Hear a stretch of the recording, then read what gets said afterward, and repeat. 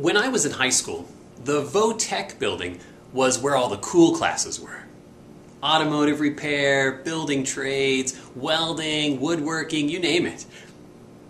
Well, maybe if I'd spent a little more time there when I was young, I wouldn't spend all my time these days looking up YouTube videos for things like how to use jumper cables or how to install a light fixture. Well, the Vo-Tech building was short for Vocational Technical. And the idea was that the skills you learned there in those classes were very specific. And they would help you to do a particular job in a particular setting. And it may have even meant that you could make a living by doing that particular job.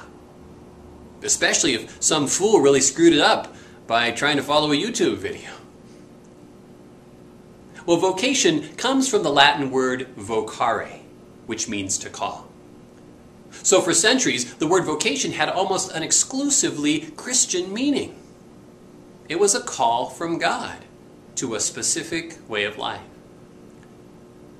Now, it gradually took on more of a work-oriented connotation, to the point where the Catholic Church was almost the only ones who thought of a vocation as having a spiritual aspect to it.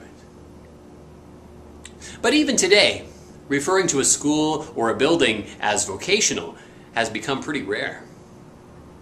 Well, that's why it caught my attention not too long ago when I drove by this building in a city in our diocese. Do you think you can guess where it is? I'll give you a clue at the end. Well, today, colleges that used to be vocational technical schools are just called technical schools. And high schools, including my own, no longer have a Vo-Tech track. Now they have things like career clusters to help someone identify and follow what they're interested in or what they're good at. Yet even so, there's an important connection not lost between vocation as a call from God and vocation as a path to work. Both indicate that we were made for something that is unique to us. Whether that means that God chose a man from the moment he was in his mother's womb to be a priest, or that someone has a mechanical mind to take things apart and put them back together in a way that others can't. Both meanings indicate that each person was made, however you want to interpret that each person was made with certain abilities and interests that are pointing him or her in a specific direction. In other words, no one can assemble a door handle or a faucet to be quite as crooked as I can. Well, the practical disappearance of the word vocation from our vocabulary leaves a vocations director like me with a lot of explaining to do. But that's okay. I don't mind sharing my simple definition of vocation hundreds of times. Because when I tell someone that God made them for a very special reason, and he or she realizes that the most important thing they can do is discover that reason, I get to watch the possibility of true happiness and fulfillment come alive in that person, right in front of me. And that's pretty exciting.